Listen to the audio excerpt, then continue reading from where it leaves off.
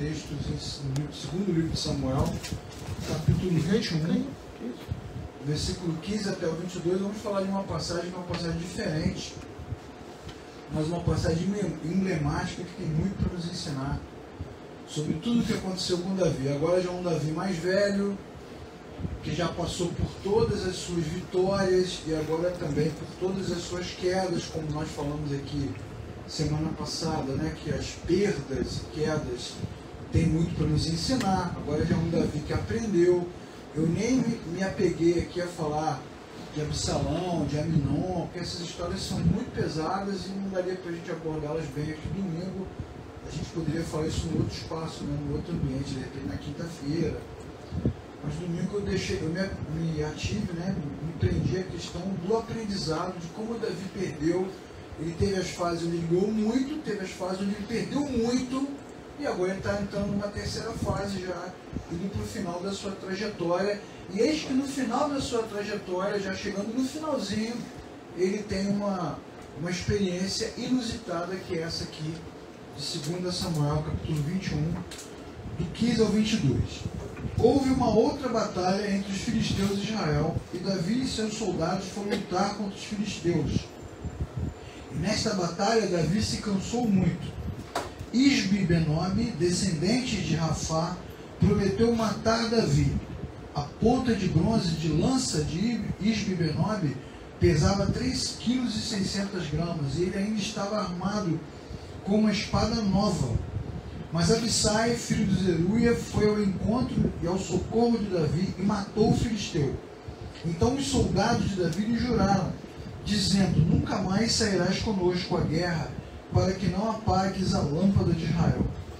Houve depois outra batalha contra os filisteus em Gobe, e naquela ocasião Sibecai de Uzate matou Saf, um dos descendentes de Rafa. Noutra batalha contra os filisteus em Gobe, Elanã, filho de Jaré, Oregim de Belém, matou Golias de Gate, que possuía uma lança, cuja haste parecia uma lançadeira de tecelão. Noutra batalha em Gate havia um homem de grande estatura que tinha 6 dedos em cada mão e 6 dedos em cada pé, 24 dedos ao todo, e também era descendente de Rafa. Desafiou Israel, mas Jonatas, filho de Simé, irmão de Davi, o matou. E esses 4 eram descendentes de Rafa em Gate e foram mortos por Davi e seus soldados. Muito bem, irmãos. Então, voltando aqui ao nosso estudo, né, a nossa reflexão dessa noite, a mensagem bíblica, Davi já está no final da sua caminhada, agora já bem mais velho, mais calejado, né, já passou sua juventude, já viveu suas grandes vitórias, já viveu suas grandes derrotas, seus surtos, né, seus transes, seus delírios de grandeza, e agora ele está mais humilde e está ali no seu lugar, no seu espaço onde ele sempre está melhor, que é lutando, defendendo as lutas do Senhor, as lutas de Israel. E aí essa estrada que está sendo construída para ele, ela é muito significativa e muito aplicável à nossa jornada. Hoje, nós observamos nas igrejas, no seminário, ouvindo os irmãos, conversando com as pessoas, que o discurso do cristianismo ele ficou tão superficial, ele ficou tão pouco cristocêntrico, ficou tão pouco transcendente, ficou tão material. Eu até estava conversando com um amigo essa semana, que lá nos anos 90, nós falávamos muito sobre o perigo da secularização da igreja. Lá nos anos 90, o perigo da secularização, que era a igreja, em vez do cristianismo influenciar a sociedade, é ele se tornar influenciado por ela e dominado por ela. Isso era um perigo que a gente identificava lá nos anos 90, um risco que a gente corria. E não é que aconteceu agora. Nós temos um discurso cada vez mais distante de Cristo, cada vez mais distante da cruz. Ou ele é muito materialista, ou ele é muito social, ou ele é muito místico e pouco bíblico. Então as pessoas, em função dessa realidade, têm dificuldades para viver a sua vida cristã, têm dificuldades de lidar com as vitórias, porque o coração se ensoberbece, e têm dificuldade de lidar com as derrotas, porque não sabem lidar com o sofrimento em função de todo o discurso. Ainda bem que a história de Davi está aqui, um dos personagens, dos poucos personagens da Bíblia que tem praticamente toda a sua vida narrada, desde garoto até a sua morte, e todos nós somos Davi. Ele nos representa muito bem, porque todos nós passamos por todas essas fases que ele passa, de vitória, de grande dedicação, de grande compromisso, de grande inspiração, depois de grande rebeldia, de grande revolta, de amargura, momentos de egoísmo, momentos onde ele compartilha, momentos que ele só pensa nele, momentos que ele está vingativo, momentos que ele está compassivo. É bem a gente mesmo, somos nós. Ele reflete a nossa natureza e nós temos muito para aprender com ele. Essa batalha é uma das minhas batalhas favoritas na Bíblia, porque é uma batalha interessante. Ela traz aqui quatro guerreiros filisteus difíceis de derrotar, né, grandes, gigantes. É bem peculiar essa cena. Um deles, inclusive, eu acho que era Jedi, porque o nome dele como é que é? Isbi Benob. Deve ser parente do Obi-Wan Kenobi, né? Alguma coisa assim. E era uma coisa muito difícil. Essa passagem nos remete a um tempo antigo, do momento em que Davi surge. Vocês vão lembrar que Davi surge exatamente numa batalha dos filisteus contra Israel, em que o campeão dos filisteus, Golias, tem até os descendentes dele estão aqui nesse momento, o campeão dos filisteus desafia os israelitas para uma batalha, ele contra o campeão dos israelitas, e não tem campeão. Durante semanas, dias, de manhã e de tarde, ele ia, desafiava, gritava, xingava, humilhava, afrontava, e ninguém tinha coragem de enfrentar aquele gigante. Israel foi envergonhado durante muito tempo. É nesse momento em que Deus desperta Davi e Davi aparece. Essa cena é bem parecida com a de Davi quando ele surge, só que com algumas diferenças importantes e com alguns aprendizados importantes.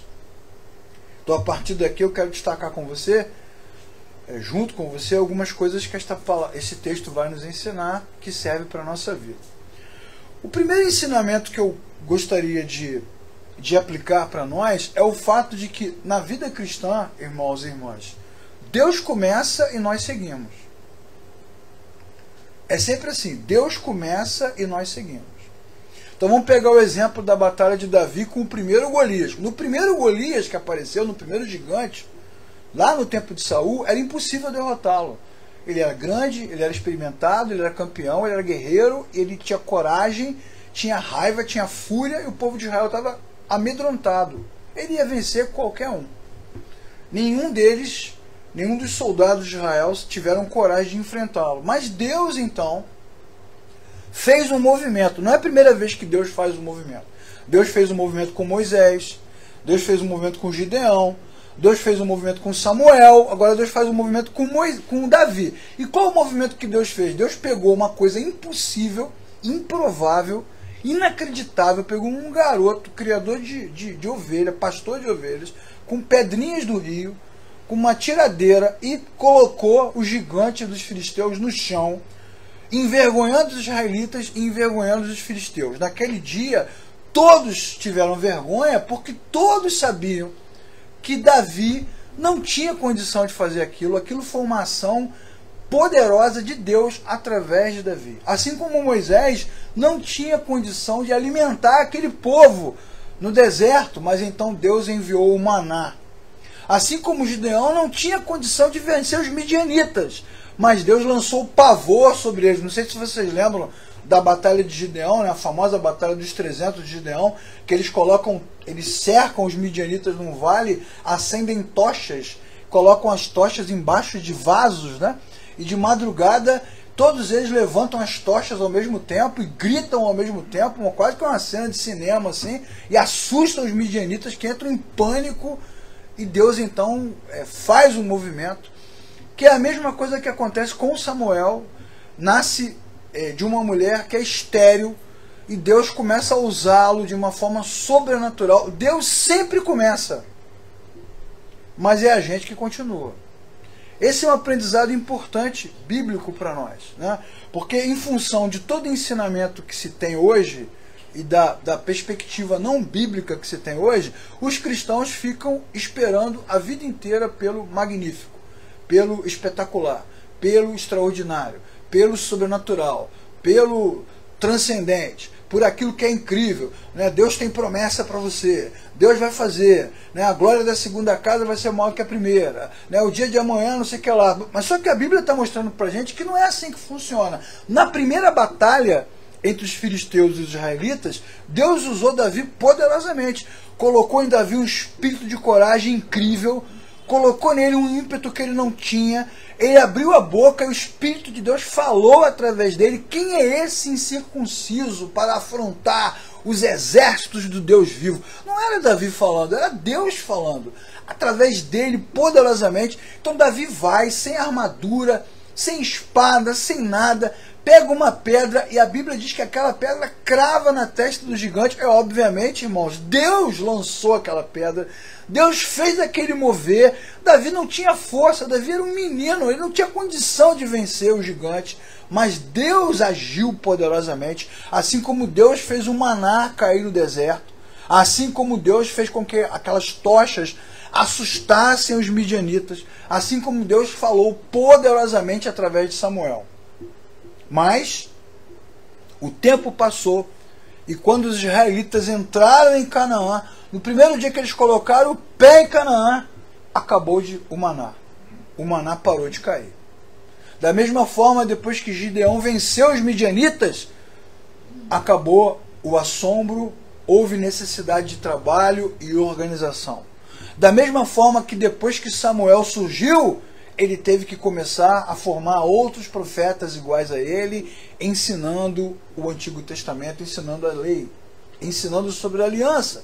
E agora, nessa batalha, que não só tem um gigante, mas tem 4 gigantes, vai ter que ser na mão mesmo, e na espada. Não tem pedra, não tem atiradeira, não tem rio, não tem poder miraculoso no céu. Houve tempo para que Davi deixasse de ser menino, se tornasse adulto. Houve tempo para que ele se tornasse um soldado experimentado, se preparasse, se dedicasse e estivesse pronto para batalhas como esta. E nesta batalha não há intervenção divina. É ele com ele mesmo contra os gigantes e os seus amigos que estão na luta. Então a Bíblia vai nos mostrando, irmãos e irmãs, que Deus começa algo em nós quando nós nascemos de novo. Todos nós aqui que estamos presentes, os que estão assistindo, aqueles que se encontraram com Cristo, que tiveram uma experiência incrível com Deus, se nós abríssemos a oportunidade para as pessoas darem testemunho, elas contariam o que viveram, o que experimentaram, o maravilhoso encontro com o Senhor, experiências sobrenaturais. Entretanto, Deus começa e nós seguimos. Deus começa, às vezes, quando estamos dando os primeiros passos na fé, Deus coloca a sua palavra no nosso coração. De repente o Espírito de Deus coloca algo e a gente fala, a gente pensa, a gente cita uma passagem que a gente nem conhece. Isso no início. Agora você tem que ler a Bíblia. Num primeiro momento, Deus nos inspira e quando oramos, o nosso coração se enche. Agora você precisa orar regularmente. No início, qualquer culto, qualquer oração, qualquer louvor nos alegra. Agora você tem que participar do culto voluntariamente. Porque Deus começa e nós seguimos. Essa expectativa, muitas vezes sobrenatural, constante por toda a vida, é que nos frustra. Porque ficamos esperando que Deus arremesse a pedrinha mágica que vai derrubar o Golias para o resto da vida. Se num primeiro momento tivemos as experiências sobrenaturais, as experiências incríveis, as coisas extraordinárias que impulsionaram a nossa fé, Deus nos deu o seu Espírito, Deus nos deu a sua palavra, Deus nos deu a comunidade onde estão os nossos irmãos, e agora Ele está conosco, mas nós seguimos com as nossas próprias pernas, com a nossa própria mente, com os nossos próprios olhos e vamos em frente. Porque assim Ele nos preparou. Nesse momento, irmãos, nesse momento aqui, ou vai para cima dos gigantes ou você vai morrer. Então, se no início da caminhada, muitas vezes, o milagre, né, nos antecede, você nem pediu e aconteceu algo espetacular, você nem estudou e de repente o Espírito de Deus te usou, você nem falou nada estava sentindo uma mágoa, uma tristeza, uma ansiedade, uma dor profunda no coração, e naquela noite, naquele dia, naquele domingo, naquela semana, a palavra de Deus foi para você, se num primeiro momento Deus agiu na nossa direção, ora, agora a Bíblia está nos dizendo o quê? Que daqui para frente, nós é que vamos na direção do Senhor. Porque estamos aqui, irmãos. Cada vez que nos reunimos, cada vez que abrimos a palavra, cada vez que citamos o nome do nosso Deus, independentemente do que aconteça, o Senhor está entre nós. Amém, irmãos? Então não é necessário que algo miraculoso aconteça para que Davi saiba que Deus está com ele. Deus está com ele, só que agora vai ter que ser na mão mesmo. Espada na mão, desembanhada, e vamos para a luta. Porque não é um só, agora são 4. O que também mostra, o que também nos comprova, o que também nos ensina sobre esse mito religioso de que a vida vai, durante o tempo, Deus vai tirando na nossa vida, vai tirando da nossa frente os obstáculos, mas o que parece aqui é que os obstáculos aumentaram, os inimigos aumentaram, e os filisteus, vamos falar, filisteu, caramba, eles nunca desistem, eles estão há séculos ali no pé de Israel, e vão continuar.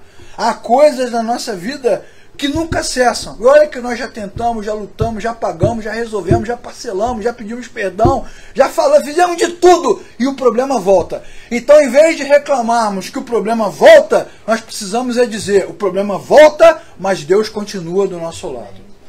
Essa é a lição que Davi nos ensina. Deus nos ajuda no início e depois a gente segue. É o sonho de todo pai e mãe, Você segura no início, ajuda, levanta, enxuga, dá banho, não sei o que, dá comida. Vai chegar um momento em que você libera. Em nome de Jesus. Vai! E faça sozinho. Não é? Outra lição importante, irmãos, que esse texto vai nos mostrar, é que é impossível servir a Deus sem vocação. Impossível servir a Deus sem esse encontro incrível que motiva o nosso interior. Porque senão a gente desanima. A gente desiste. Porque imagina agora Davi olhando para o horizonte e o soldado dizendo, olha, vem aí de novo os filisteus. Pô, de novo? E agora vem com 4 gigantes. Pô, com 4? Eu não aguento mais. O Senhor não é justo. O Senhor não é fiel, o Senhor não se importa. Não é possível que depois de todo esse tempo, ele podia fazer um discurso melancólico agora, depois de todo esse tempo, todos esses anos de dedicação, tudo que eu sofri, o que se passou na minha vida, as lutas que eu enfrentei, depois de tudo, volta o mesmo problema. Volta, irmãos, a vida é impressionante, ela traz de volta as mesmas questões, os mesmos problemas, as mesmas dificuldades dentro de nós, fora de nós, ao nosso redor. Por isso é impossível servir a Deus sem vocação. O que motiva Davi é o fato de que dentro dele existe uma chama, o calor, o ardor da presença de Deus, é isso que o motiva. E nada mais é necessário, é isso que faz com que ele lute, com que ele continue a lutar. Ele foi vocacionado, chamado, impulsionado por Deus. Qualquer um de nós aqui, qualquer cristão ou cristã que frequenta uma igreja, que se torna evangélico, religioso e não foi vocacionado e não nasceu de novo e não teve esse encontro com Cristo, não vai aguentar, não vai conseguir manter-se na jornada por tanto tempo, diante de tantos obstáculos e problemas que voltam e retornam. Daí vem a melancolia, a tristeza, a depressão, o rancor, a mágoa, muitas vezes a tristeza com Deus. Muitos cristãos manifestam constantemente uma tristeza com Deus, uma chateação com Deus. Por quê? E aí começam a perder a noção da justiça de Deus, da sabedoria de Deus, da soberania de Deus. Por quê? Porque não foram vocacionados. Não tiveram um encontro genuíno. A gente precisa fazer essa meia-culpa. Precisamos fazer essa reflexão. Quantos de nós estamos na igreja porque somos filhos de crentes, amigos de crentes, e não conhecemos outra vida que não seja essa? Então nos acostumamos a isso. A cantar, a orar, a estar no culto, a falar, a ler os textos. A gente se acostuma com a linguagem, com o comportamento, com a cultura, com o costume. Entretanto, isso não é suficiente. Porque dependendo do tranco que a gente leva, dependendo da situação que surge diante de nós, só a vocação é que vai nos impulsionar. Vejam aqui esse Davi, que nós vimos aqui semana passada, né, exposto publicamente por Natan, humilhado, né, ele tem a culpa dele pelo que ele fez, mas nós estamos falando de Davi, pô. Humilhado, escorraçado, expulso da cidade, seu trono foi tomado pelo seu filho, a sua fama de assassino, de traidor, se espalhou por Israel. Olha, irmãos, ele foi massacrado, chegou até o fim, mas ele não foi chamado por Saul, ele não foi chamado por uma causa político-social, ele foi chamado por Deus. E quando Deus nos chama, irmãos, Deus nos chama, nos preserva, nos ajuda, nos corrige, nos fere, nos cura, nos guia e nos leva até o fim para a glória eterna. Amém, irmãos? Ele está do nosso lado em todo o tempo. Não nos inocenta quando somos errados, não passa a mão na nossa cabeça, não existe essa ideia de que Deus vai te preservar, te proteger de tudo e de todos, colocar ao seu redor um escudo.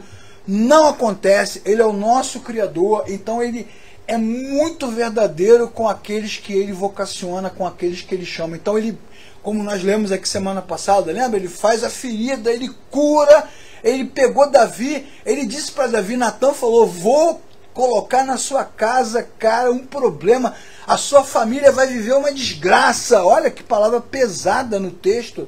E Deus faz, bota Davi contra a parede, humilha. Qualquer um de nós, irmãos, sem vocação teria desistido, teria negado ao Senhor, teria mudado de religião, teria mudado de vida. Agora, o que impulsiona um homem como esse é o fato de que o que mexe com a cabeça dele não é o que vem de fora, é o que vem de dentro. O que nos faz continuar caminhando é o fato de que o Espírito de Deus está dentro de nós. E só. Então vamos lá, vamos à luta. Mais uma batalha. E os seus soldados estão com ele naquele lugar. Outra lição que é impressionante é a famosa frase de Deus para Samuel quando Davi é separado. Porque no dia que Samuel vai escolher o novo rei, nós já falamos sobre essa história, Samuel não consegue identificar, na verdade não é bem isso. Samuel, ele rapidamente identifica entre os filhos de Jessé homens que estavam aptos, capazes, que demonstravam fisicamente, nos olhos, no corpo, na postura, a possibilidade de se tornarem reis. E Deus fala para ele o quê? Não olhe para a sua aparência, não olhe para o seu exterior, porque o Senhor não vê como vê o homem olha para o exterior, mas o Senhor olha para o coração. Olha, esta frase de Deus, irmãos, ela atravessa as décadas. Porque vejam Davi nessa passagem.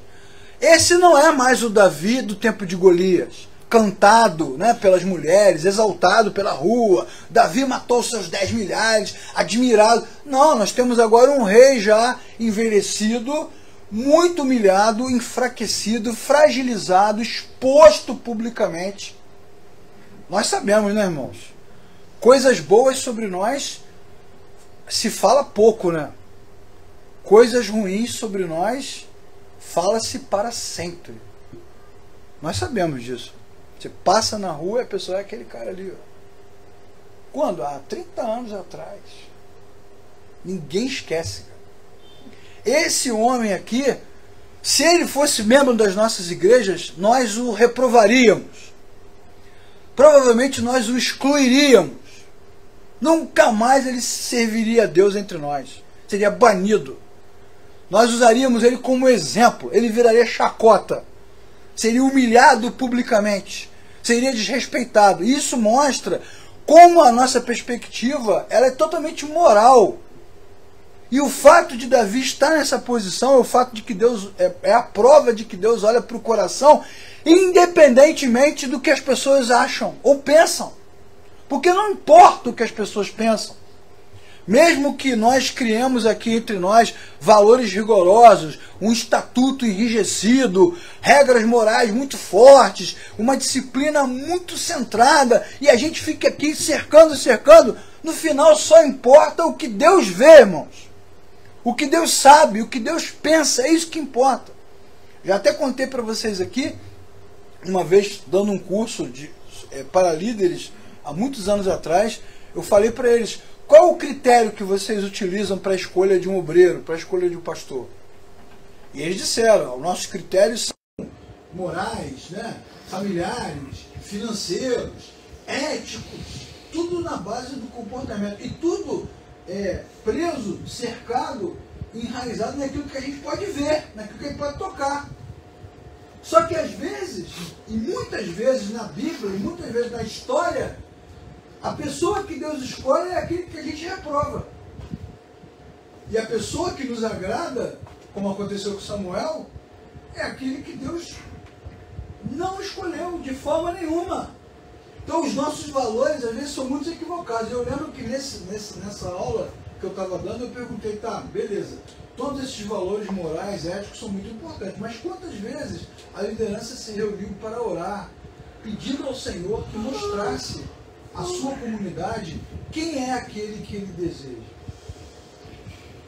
É porque a gente não faz isso, irmãos, a gente ouve pouco, ou se dispõe muito pouco a ouvir o Senhor. Mas o Senhor, que foi quem vocacionou Davi, e o Senhor, que foi aquele que expôs Davi também, agora é o Senhor que o fortalece para mais uma batalha, porque Deus vê o coração. Deus vê a essência do homem. E nós, muitas vezes, nos secularizamos tanto que esquecemos do Senhor, nos moralizamos tanto que esquecemos do Senhor e criamos valores rígidos, tão rígidos, que impedem os vocacionados, aqueles que Deus chama, de exercer o seu trabalho, de contribuir, de colaborar. Então eu digo para você, meu irmão, minha irmã, ainda bem que Deus olha o coração. Ainda bem que é Deus que comanda a sua igreja. Ainda bem que só tem um trono e só tem um rei, que é o nosso Senhor, e Ele que continua governando. Porque se dependesse do povo, da história, da moral, do que aconteceu antes, Davi não estaria aqui. Mas dependendo de Deus, não importa que tipo de pessoas nós somos, se Deus assim quiser, nós estaremos onde Ele nos colocar. Amém, irmãos? Muito bem. Agora vejam como é uma ação de Deus nesse momento. A vida precisa de inspiração. Vejam o que diz o texto, que houve uma batalha muito grande, versículo 15, e nessa batalha Davi ficou cansado. É óbvio, né, irmão? Ele não é mais garoto, né? Lá no colégio onde eu estou dando aula, outro dia eu estava parado na cantina e vi a criança correndo assim. Ela veio correndo, tropeçou, saiu rolando. Ela levantou inteira. Eu olhando para aquela criança, eu senti dores, muitas dores. Só olhando. E ela levantou inteira, como se nada tivesse acontecido. Se eu levar um tropeção daquele, irmão, eu nunca mais levanto. Sem condição. Porque a gente envelhece, não tem jeito. A mente está ótima. A cabeça está ótima, está atinada, dá o comando, mas o corpo não obedece mais. A mágica seria essa, né? A cabeça de agora e o corpo dos meus 15 anos. Que saudade que eu tenho da aurora da minha vida. Dos tempos que não voltam mais. Davi está velho e ele cansa.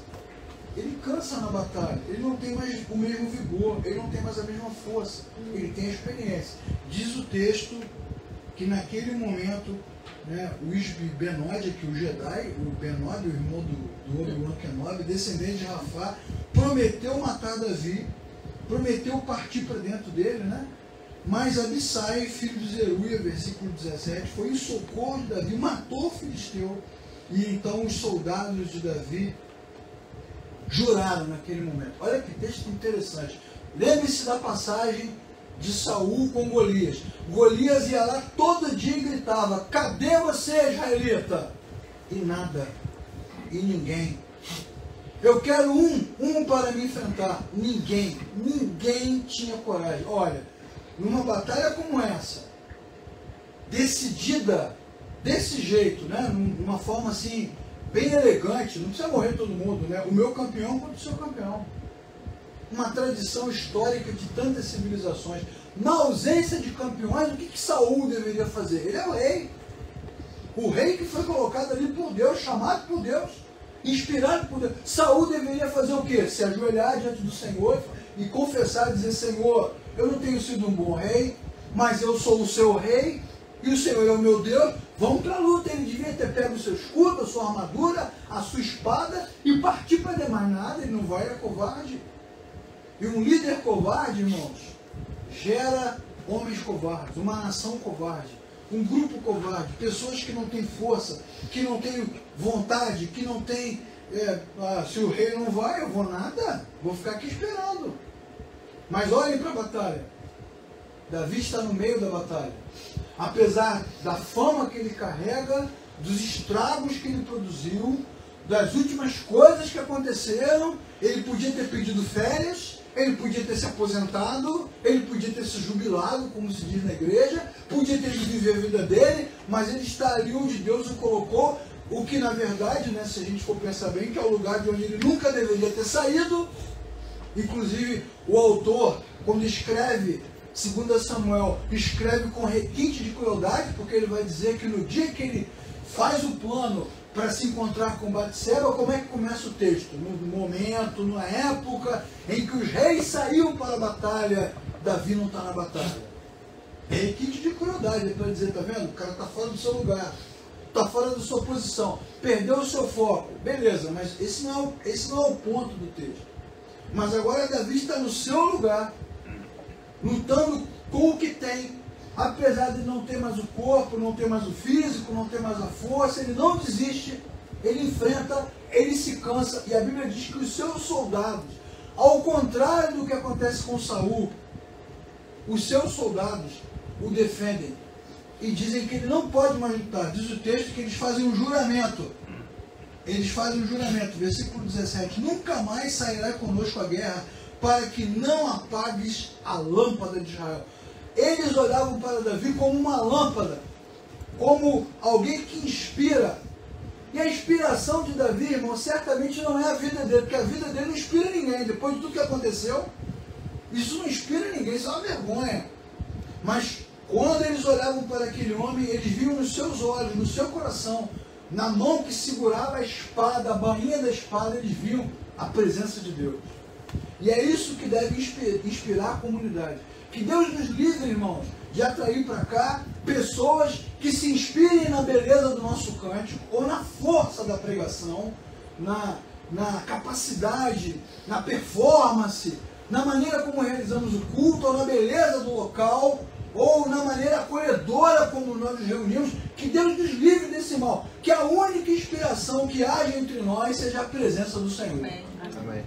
Porque, infelizmente, a cada ano, a cada década, a cada comunidade que surge, o que inspira as pessoas é a música, é o ritmo, é a cor, é o estilo, é a forma, é a fala, é o jeito, é a maneira como as coisas acontecem. Então Deus pega um cara como esse aqui, que não era ninguém quando surgiu, e que ferrou a própria vida durante a jornada, que moralmente é incapaz de inspirar alguém, mas Deus flui através dele. Por quê? Quanto mais humilhado é o homem, mais glorificado é o nome do Senhor. Quando você olha para um homem como esse, você sabe que dele não vem nada, porque ele já deu, já foi, já fez, deixou um estrago enorme. Então, se Deus está com ele, irmãos, olha, essa é uma gloriosa manifestação da graça do Deus eterno. E é isso que inspira. Porque todo mundo que ama o Senhor, que se encontrou com o Senhor, que nasceu de novo, que foi chamado por Deus, todas essas pessoas querem ficar perto daqueles que também conhecem o Senhor. Davi é uma lâmpada que mantém a luz acesa. Além disso, irmãos, Deus trabalha. E se Deus trabalha, como Jesus mesmo fala, né? Jesus disse no Evangelho de João, o meu Pai trabalha e eu trabalho também. Deus trabalha. Então, Davi trabalha. Davi continua fazendo o que foi chamado para fazer. A obra de Deus, a vida cristã, ela não é feita de férias, apenas de virtudes. Ela é feita de todo tipo de jornada. E ela exige de nós trabalho. Trabalho. Eu já falei isso várias vezes. O cara chega no seminário para estudar teologia, por exemplo, né? O cara pode ser ele ou ela, chega no seminário para estudar teologia, quer falar de coisas incríveis, espetaculares, sublimes, mas não conhece os textos. Não quer ler. não quer estudar, não quer se dedicar. Os caras querem tocar em 1, 2, 3 e vai, mas não querem ensaiar, não querem se aprimorar, não querem se aperfeiçoar, não querem trabalhar. Essa é a realidade do nosso país, essa é a realidade da pós-modernidade, essa é a realidade do ser humano, essa é a realidade das comunidades evangélicas também. Eu estava até vendo outro dia, eu já falei sobre ela também, uma psicopedagoga falando sobre isso, de como a educação pós-moderna desestimula o trabalho. Porque para você tirar uma boa nota, você tem que trabalhar. Para você aprender a tocar um instrumento, você tem que trabalhar. Para você aprender uma tecnologia, você tem que trabalhar. Todo mundo quer o produto pronto, a coisa pronta, a vida cristã sólida pronta, a fé consistente pronta, como se fosse um produto que você pega na gôndola do supermercado. Mas tudo isso que acontece na nossa vida, profissionalmente, pessoalmente, emocionalmente e espiritualmente, ministerialmente, é resultado de trabalho. De trabalho. Nós trabalhamos, Deus trabalha. Nós trabalhamos e Deus trabalha em nós o tempo todo. Vai trabalhando, vai nos ajudando, vai nos aperfeiçoando e cansa. Trabalhar cansa, desgasta, gera desânimo às vezes gera euforia, às vezes gera questões, mas não há como não trabalhar. Então não tem como você fingir que os filisteus não existem. Tem que enfrentá-los, tem que se opor a eles, porque Deus é assim, Deus enfrenta, Deus se propõe, e o homem foi criado para refletir, para demonstrar, para expressar a imagem de Deus, como Deus é, como Deus faz. Então é trabalho, Deus trabalha e nós trabalhamos. Como dizem também as frases, né, as frases históricas, dita primeiro por São Bento, depois repetida pelos reformadores: orare et labutare. A vida cristã é feita de oração e trabalho, dedicação. Então há batalhas que precisam ser enfrentadas. E Davi nos dá essa demonstração. É para trabalhar? Vamos trabalhar. É para enfrentar? Vamos enfrentar. É para ir para dentro dos filisteus? Vamos para dentro dos filisteus. Então, o que torna a nossa vida cristã mais sólida? É a leitura constante, é a leitura regular, é estar na comunidade. Quando você sai domingo de casa, isso cansa. Ninguém é trasladado para cá. Seria o sonho, né? Imagina eu lá em Niterói e dizer: Senhor, eu apareço aqui de repente. Seria maravilhoso. Mas isso não acontece. Então, cansa. Rola um desgaste. Com esse tempinho, né, seria ótimo ficar em casa, ver um filme, dormir, tomar um café, dormir de novo, acordar, dormir outra vez. Muito bom. Mas esse esforço de estar com os irmãos, de abrir a boca para cantar, de ouvir, de orar, de ler a Bíblia, um esforço mínimo, é um esforço. Mas cada passo, cada dia, cada domingo, cada semana, alguma coisa mais Deus vai fazendo, vai costurando, vai amarrando, vai acertando. Deus trabalha e nós trabalhamos e Deus trabalha, e assim a obra de Deus acontece. E por fim, irmãos, para a gente terminar esse texto, que para mim é o mais impressionante de todos,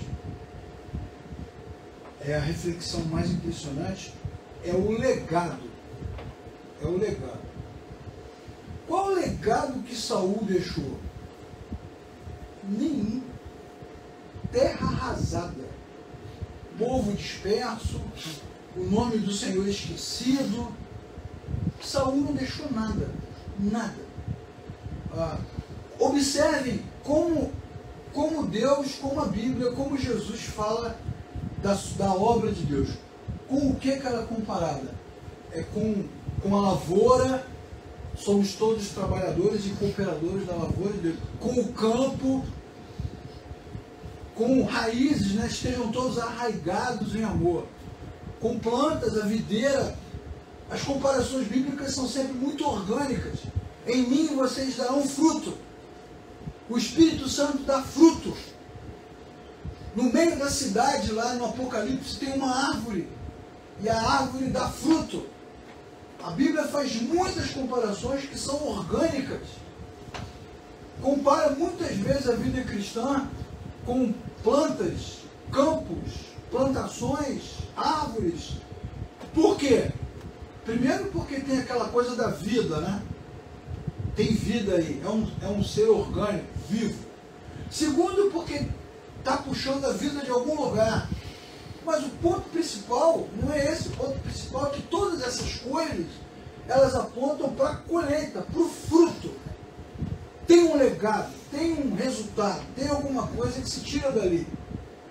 Tudo que Deus faz, frutifica.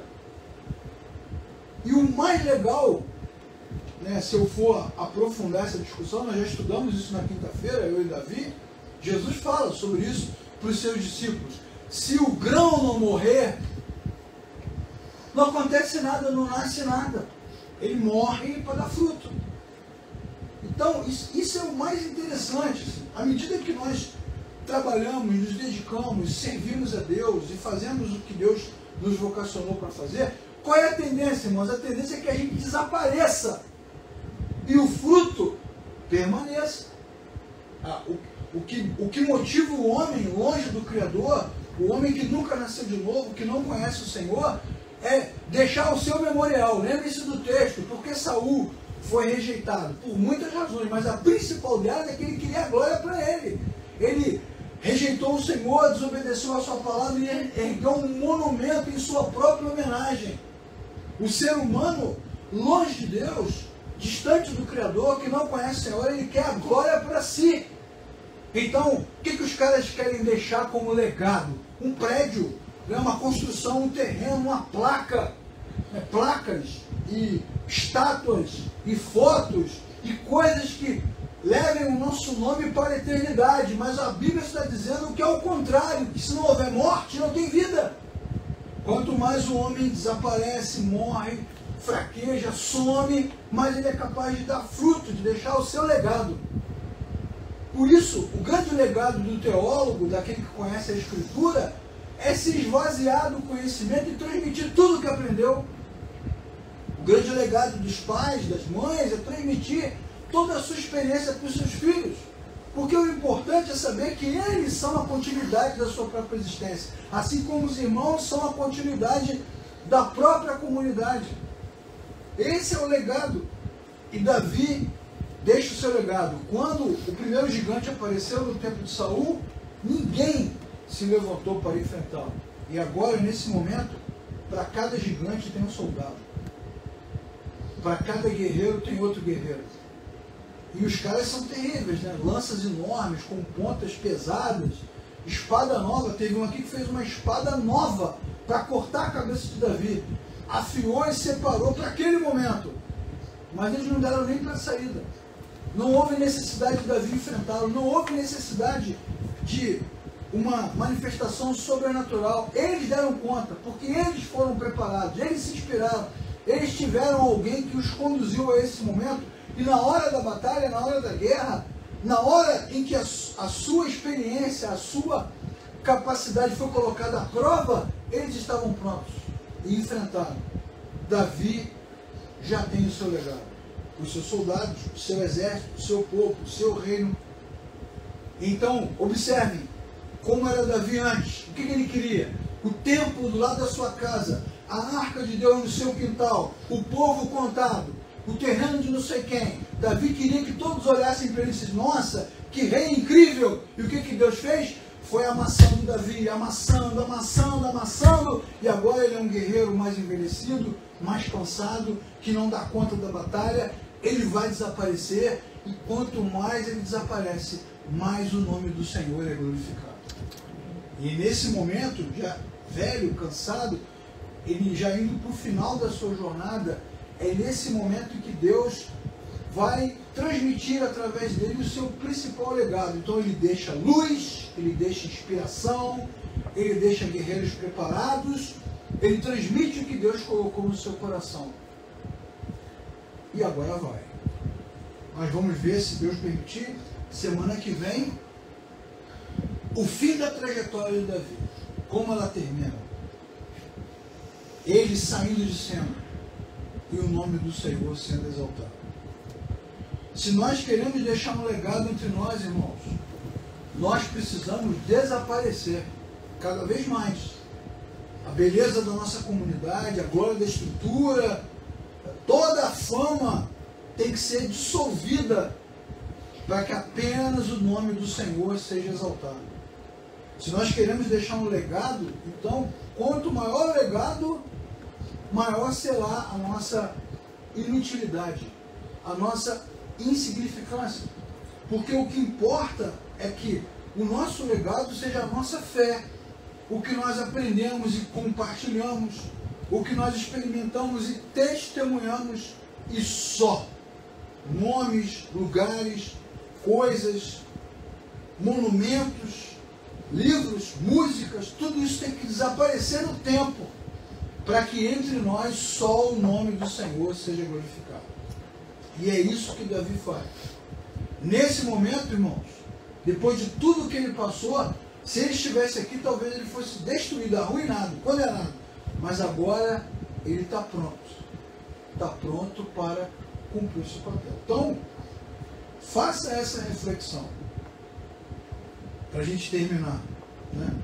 Muitas vezes nós achamos que o que nos torna prontos, respeitáveis e aceitáveis por Deus, é o nosso melhor. Porque na verdade esse julgamento é nosso. Então, agora nesse momento eu sou uma porcaria de crente. Eu orava mais, eu cantava mais, eu jejuava mais, eu ofertava mais, eu ia mais da igreja. Olha, toda essa medição é nossa. A gente é que faz essa medição e se autodefine como cristãos abençoados. Pô, naquele tempo eu era mais crente, naquele tempo, agora eu estou acabado. Mas eu quero que você faça essa reflexão. E enquanto a nossa mente, o nosso coração entende que estamos prontos, que estamos bem, que estamos ótimos, que estamos na ponta dos cascos, cheios do Espírito e que Deus nos aprova, a nossa mente continua cega. A gente não entendeu nada do que o Evangelho significa. E por isso, portanto, pode ser que esse momento em que muitos de nós, por esse momento pelo qual muitos de nós passam agora, de tristeza, de dor, de dificuldade, de diminuição, pode ser que esse momento seja o real momento de Deus na nossa vida. Onde Deus nos tirou do palco, nos tirou da frente dos refletores e nos colocou agora numa posição de humilhação. Vejam como a narrativa da religião muitas vezes é falsa. Nós olhamos para nós mesmos e olhamos para os nossos irmãos e dizemos: esse cara é um homem de Deus, porque olha como ele ora, olha como ele se veste, olha como ele anda, olha como ele fala, olha como ele se comporta, olha como ele canta. Essa medição muitas vezes é falsa, porque na verdade isso não glorifica Deus.